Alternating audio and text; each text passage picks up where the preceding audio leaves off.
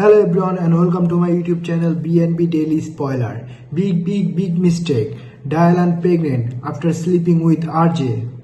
Big mistake. According to spoilers for The Bold and the Beautiful, Dylan got pregnant following an affair with RJ.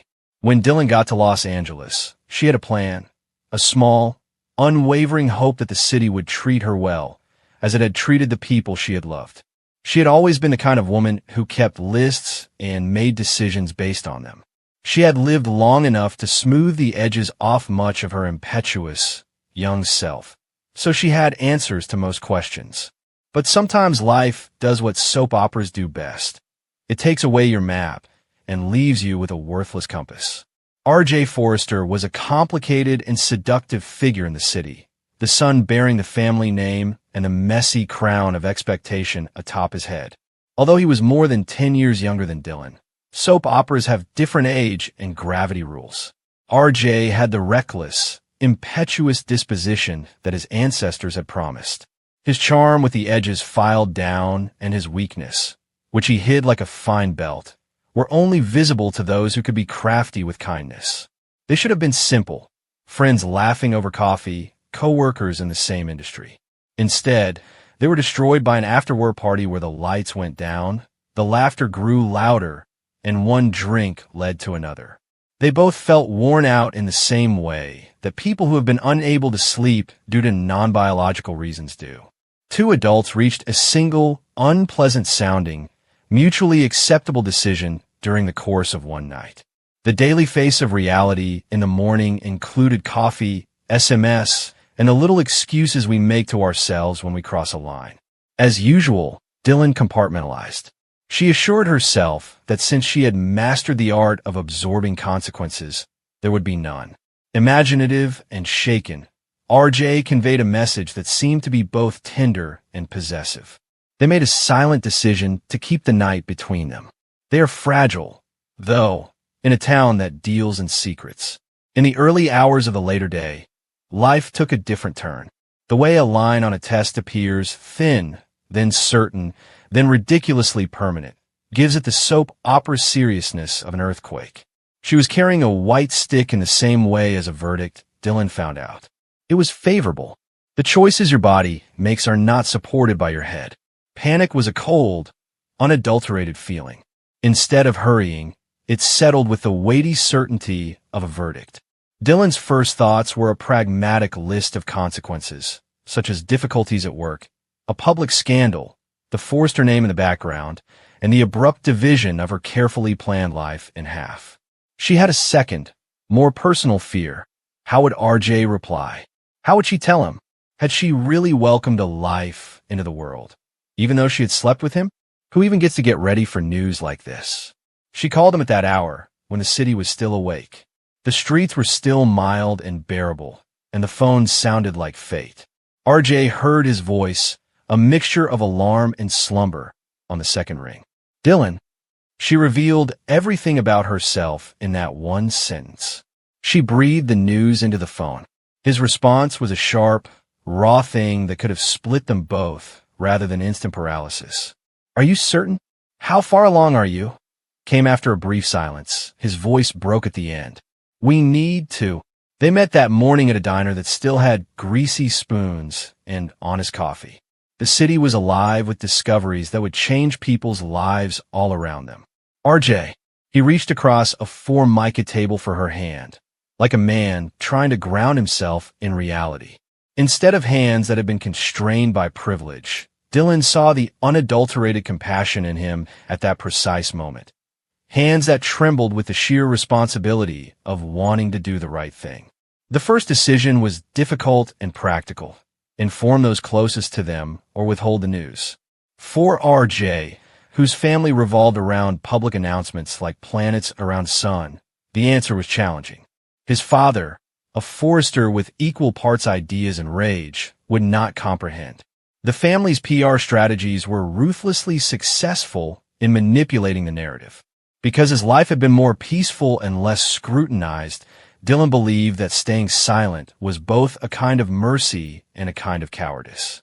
They chose concealment as a compromise until they had a more accurate map. The rules, no press, no social media announcements, and only close friends if necessary, were put in place so that only those who were terrified of the repercussions would make them. For one small, shaky window, they were partners in a secret that appeared both intimate and perilous. Conspiracies, however, never stay conspiracies in Los Angeles. An overheard conversation at a gala between a bartender who remembered RJ was the source of the initial leak, and a stylist who had seen Dylan leave the event early, asking for coffee at 3 in the morning. In a city of ears, whispers grow teeth. They were sold to a tabloid that had room for scandal and a taste for the weak after someone connected the dots. The headline, Forrester Fallout, RJ implicated in surprise pregnancy, hit home. It was funny enough to be harsh. For a moment, Dylan might have survived the light. Many, though, were quick to criticize.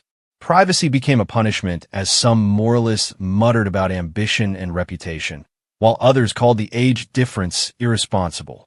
In addition to the scandal, Dylan felt as though she had lost control over her pregnancy, which was her top priority as a result of the report. It had become public property before she had even consulted a physician to verify dates. It had nothing to do with being well-known and felt humanly offensive. RJ faced his own storm. When his father called and his sister messaged, the Forrester home, which had always been a furnace of pride and expectation, turned into a courtroom.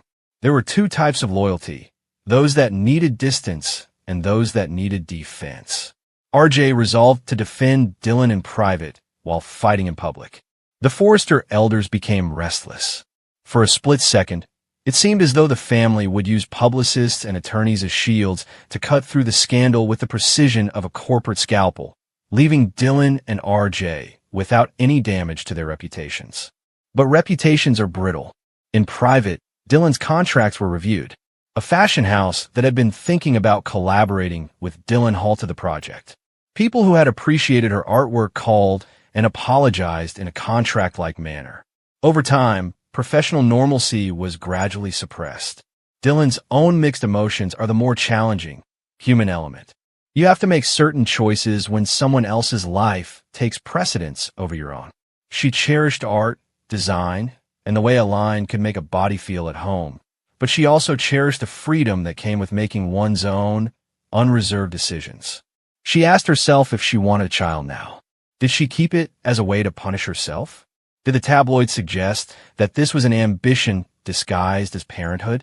RJ, as he watched her wrestle, his own heart twisted. In theory, he wanted to be a parent, the kind of naive bravery that soap operas portray, but being a father came with a demanding, never-ending workload. He needed to grow up fast. Instead of rebellion, he needed to use a strategy to inform his family. He needed to learn how to choose Dylan based on both desire and cooperation.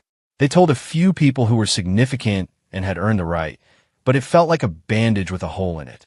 Thomas, who had his own skeletons, offered helpful daycare options, compassionate designers, and legal connections.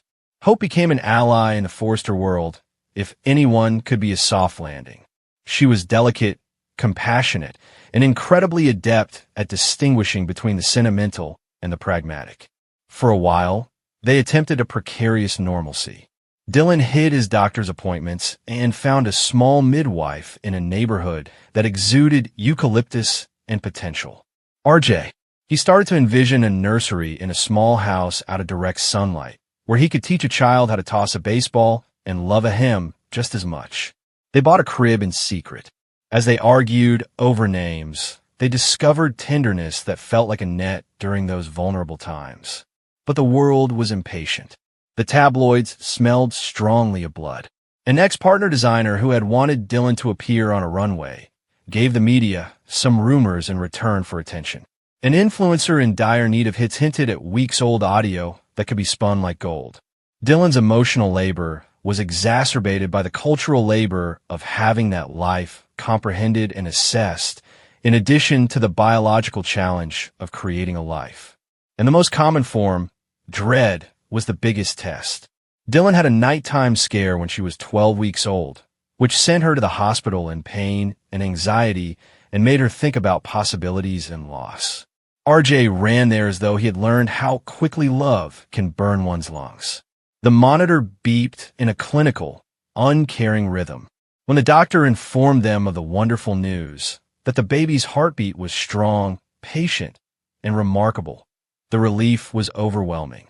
The hospital corridor seemed, for once, to be a respite rather than a source of gossip. Despite the positive scan, they were still vulnerable to consequences. The Forrester family's reaction grew, increasingly inflexible.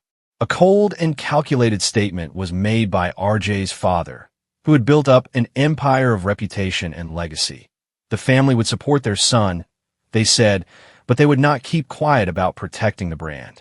In private sessions, lawyers suggested a quiet arrangement, a public statement that would dispel suspicions, and some carefully staged photos that might soften the narrative. Children and parents can both be assets to a company. Dylan gritted her teeth at the immorality of such thinking. To protect her privacy, she had been tempted to take advantage of the family's wealth. But she feared becoming a footnote in a carefully manicured dynasty. The mother who had received coaching on how to behave after her inconvenient arrival. Pride can be a strategy for survival, but it can also be a kind of future architect. Rather, Dylan decided that she would do whatever it took to stay independent. The story took a different turn when a rival publicist with a grudge and a desire to cause trouble published a photo of Dylan at a store with her palm resting on a small, round stomach. The image was eventually posted online. Comments from strangers on what made a good mother and whether a young Forrester could be trusted with a crib ranged from kind to cruel. The commentary's unseen animosity infuriated Dylan the most. People spoke with a righteousness that had nothing to do with the messy intimacy of human life. Those who had once sat across a table from her and grinned with an idea in their eyes were the ones who made the harshest remarks, not complete strangers. She learned about people's capacity for disappointment and how fast they will move on from someone to prevent problems. Ridge forced a tired smile during a family dinner that was meant to ease tensions, but instead the conversation became acrimonious. RJ's father stated that any agreement had to respect the Forrester name in a tone that sounded less scholarly and more like a man cracking a whip. RJ stood up at that precise moment, shocking everyone by declining to receive tutoring for the first time. "I'm not letting anyone, not the press, not the family, make you small," he declared, selecting Dylan in a direct and unassuming way. Rather than being a spectacular gesture, it was a necessary one. That speech changed the dynamic. The Forrester elders made a political and reluctant adjustment.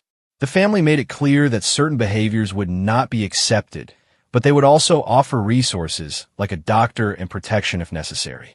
When they were at their best, they were pragmatic rather than hideous. They loved their son, but they were more in love with the idea of a family. Dylan wasn't entirely welcomed, but she wasn't entirely rejected either. On this unclear limbo, the word compromise was scribbled. Pregnancy is private, internal, and frequently terrifyingly vulnerable. It's not just a string of announcements and warnings.